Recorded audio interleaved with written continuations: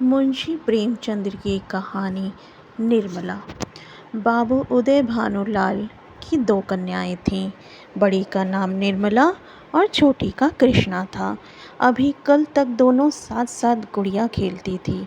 निर्मला का 15वां साल और कृष्णा का 10वां साल चल रहा था। फिर भी उनके स्वभाव में कोई अंतर न था। दोनों चंचल खिलाड़ी और सैर तमाशे पर जान देती थीं। पता नहीं आज एकाएक ऐसी क्या बात हो गई जिसने बड़ी को बड़ी और छोटी को छोटी बना दिया। निर्मला बड़ी गंभीर, एकांत प्रिय और लज्जाशील हो गई। इधर महीनों से बाबू उदय भानुलाल निर्मला के विवाह की बातचीत कर रहे थे। आज उनकी मेहनत ठिकाने लगी है। बाबू भालचंद्र सिन्हा के ज्येष्ठ पुत्र भुवन मोहन सिन्हा से बात पक्की हो गई है।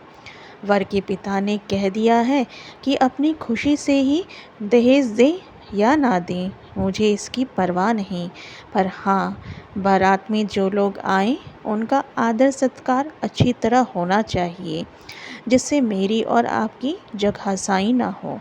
बाबू उदय भानुलाल थे तो वकील, पर संचय करना न जानते थे। दहेज उनके सामने कठिन समस्या थी। इसीलिए जब वर के पिता ने स्वयं ही कह दिया कि मुझे दहेज की परवाह नहीं, तो मानो उन्हें आंखें मिल गईं।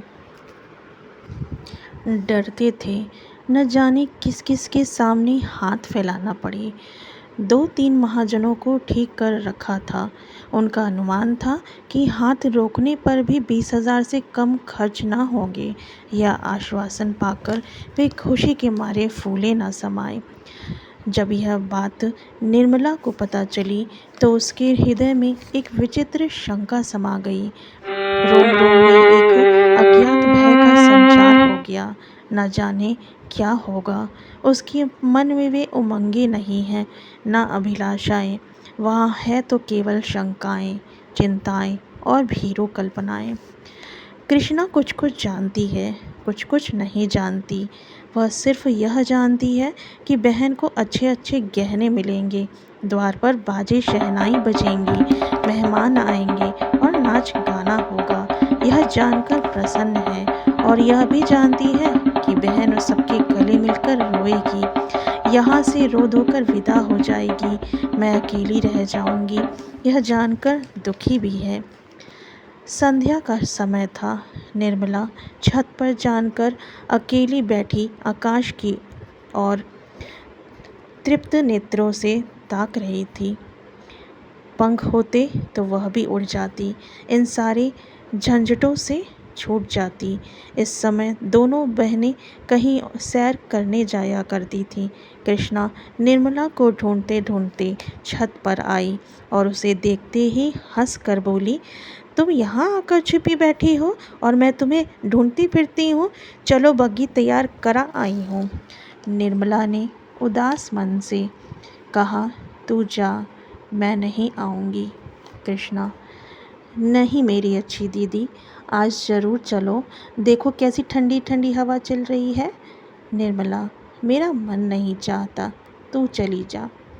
कृष्णा की आंखें डबडबा आईं। आज तुम क्यों नहीं चलती हो? मुझसे क्यों नहीं बोलती? क्यों इधर उधर छिपी छिपी फिरती हो?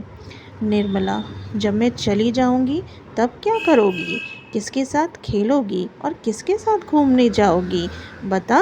बताती क्यों नहीं? कृष्णा, मैं भी तुम्हारे साथ चलूंगी।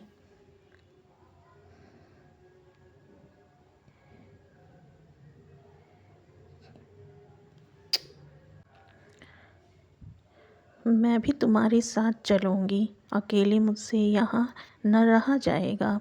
निर्मला मुस्कुराकर बोली, तुझे अम्मा न जाने देगी? कृष्णा, तो मैं भी तुम्हें न जाने दूंगी। तुम अम्मा से कह क्यों नहीं देती कि मैं न जाऊंगी? निर्मला, कह तो रही हूँ, कोई सुनता ही नहीं। कृष्णा, तो क्या यह तुम्हारा घर नहीं है? निर्मला, नहीं, मेरा घर होता तो कोई क्यों ज़बरदस्ती निकाल देता? कृष्णा, इसी तरह किसी दिन मैं भी निकाल दी जाऊंगी। निर्मला, और नहीं क्या? तू बैठी रहेगी यहाँ पर? हम लड़कियाँ हैं, हमारा घर कहीं नहीं होता। कृष्णा, चंदर भी निकाल दिया जाएगा? निर्मला, चंदर तो लड़का है, उसे कौन निकालेगा? कृष्णा, तो लड़कियाँ बहुत खराब होती होंगी। निर्मला, खराब ना होती तो घर से भगाई क्यों जाती? कृष्णा, चंदर इतना बदमाश है, उसे कोई नहीं भगाता। हम तुम तो कोई बदमाशी भी नहीं करती। एकाएक चंदर धमधम करता हुआ छत पर आ पहुंचा और निर्मला को देखकर बोला, अच्छा, मैं भी तुम्हारे साथ चलूँगी, अकेले मुझसे यहाँ न रहा जाएगा। निर्मला मुस्कुराकर बोली, तुझे अम्मा न जाने देगी? कृष्णा, तो मैं भी तुम्हें न जाने दूँगी। तुम अम्मा से कह क्यों नहीं देती कि मैं न जाऊँगी? निर्मला, कह तो रही हूँ, कोई सुनता ही नहीं। कृष्णा, तो क्या यह तुम्हारा घर नहीं है? निर्मला, नहीं, मेरा घर होता तो कोई क्यों ज़बरदस्ती निकाल देता? कृष्णा, इसी तरह किसी दिन मैं भी निकाल दी जाऊंगी। निर्मला, और नहीं क्या? तू बैठी रहेगी यहाँ पर? हम लड़कियाँ हैं, हमारा घर कहीं नहीं होता। कृष्णा, चंदर भी निकाल दिया जाएगा? निर्मला, चंदर तो लड़का है, उसे कौन निकालेगा? कृष्णा, तो लड़कियाँ बहुत खराब होती होंगी। निर्मला, खराब ना होती तो घर से भगाई क्यों जाती? कृष्णा, चंदर इतना बदमाश है, उसे कोई नहीं भगाता। हम तुम तो कोई बदमाशी भी नहीं करती। एकाएक चंदर धमधम करता हुआ छत पर आ पहुंचा और निर्मला को देखकर बोला, अच्छा, ओहो, आप यहाँ बैठी हुई हैं। मैं तो समझा कि आप नीचे घर में काम कर रही होंगी। अब तो बाजे बजेंगे, दीदी दुल्हन बनेगी, पालकी पर चढ़ेगी। ओहो, ओहो। चंदर का पूरा नाम चंद्रभानु सिन्हा था। निर्मला से 3 साल छोटा और कृष्णा से 2 साल बड़ा था। निर्मला, चंदर, मुझे चिढ़ाओगे तो अभी जाकर अम्मा से कह दूंगी। चंदर, तो चिढ़ती क्यों हो? तुम भी बाजे सुनना। ओहो हो, अब आप दुल्हन बनेंगी। क्यों किशनी, तू बाजे सुनेगी ना? वैसे बाजे तूने कभी ना सुने होंगे। कृष्णा, क्या बैंड से भी अच्छे होंगे? चंदर, हाँ हाँ, बैंड से भी अच्छे, 1000 गुने अच्छे, लाख गुने अच्छे। तुमने जाने क्या एक बैंड सुन लिया तो समझने लगी कि उससे अच्छे बाजे होते ही नहीं होंगे। बाजे बजाने वाले लाल लाल वर्दियाँ और काली काली टोपियाँ पहने होंगे, ऐसे खूबसूरत मालूम होंगे कि तुमसे क्या कहूँ। आतिशबाजियाँ भी होंगी, हवाइयाँ आसमान में उड़ जाएंगी और वहाँ तारों में लगेंगी तो लाल पीले हरे नीले तारे टूट टूट कर गिरेंगे। बड़ा मज़ा आएगा। कृष्णा, और क्या क्या होगा चंदर, बता दे मेरे भैया। चंदर, मेरे साथ घूमने चल तो रास्ते में सारी बातें बता दूँ। ऐसे ऐसे तमाशे होंगे कि देखकर तेरी आंखें खुल जाएंगी। हवा में उड़ती हुई परियां होंगी, सचमुच की परियां। कृष्णा, अच्छा चलो, लेकिन ना बताओगे तो मारूंगी। चंद्रभानु और कृष्णा चले गए, पर निर्मला अकेली बैठी रह गई। कृष्णा के चले जाने से इस समय उसे बड़ा क्षोभ हुआ। कृष्णा, जिसे वह प्राणों से भी अधिक प्यार करती थी, आज इतनी निठुर हो गई, अकेली छोड़कर चली गई। बात कोई न थी, लेकिन दुखी हृदय, दुखती हुई आँख है जिससे हवा से भी पीड़ा होती है। निर्मला बड़ी देर तक बैठी रोती रही। भाई बहन माता पिता सभी इसी भांति मुझे भूल जाएंगे। सबकी आंखें फिर जाएंगी, फिर शायद उन्हें देखने को भी तरस जाऊंगी।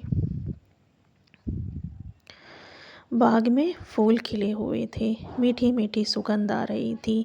चैत की शीतल मंद समीर चल रही थी। आकाश में तारे छिटके हुए थे। निर्मला इन्हीं शोकमय विचारों में पड़ी पड़ी सो गई और आंख लगते ही उसका मन स्वप्न देश में विचरने लगा।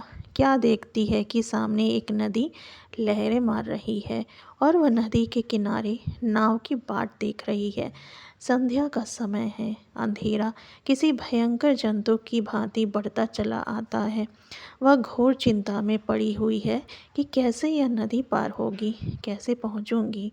रो रही है कि कहीं रात न हो जाए, नहीं तो मैं अकेले यहाँ कैसे रहूंगी। एकाएक उसे एक सुंदर नौका घाट की ओर वह खुशी से उछल पड़ती है और ज्यों ही नाव घाट पर आती है वह उस पर चढ़ने के लिए आगे बढ़ती है।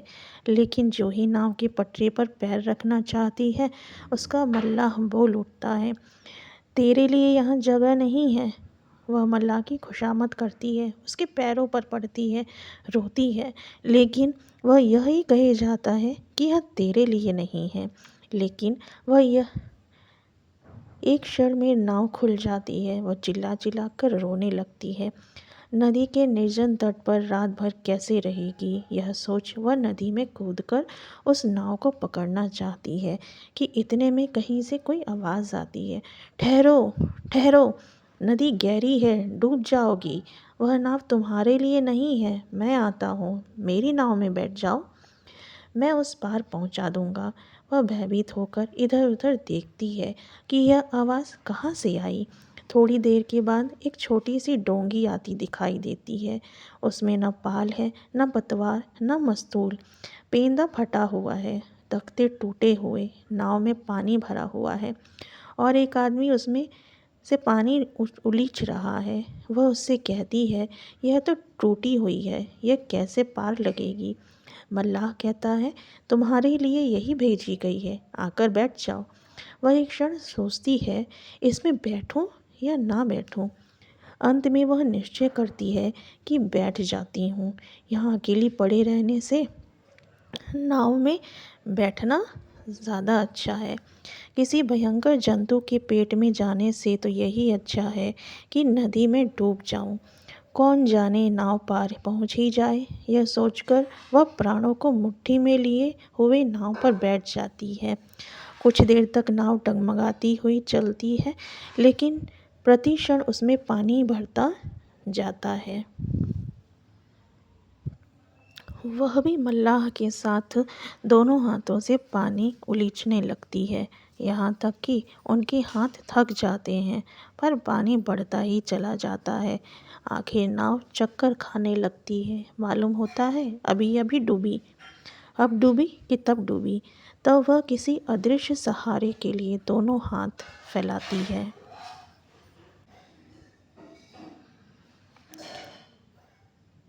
तब वह किसी अदृश्य सहारे के लिए दोनों हाथ फैलाती है। नाव नीचे चली जाती है। आगे की कहानी जानने के लिए सुनिए निर्मला भाग 2।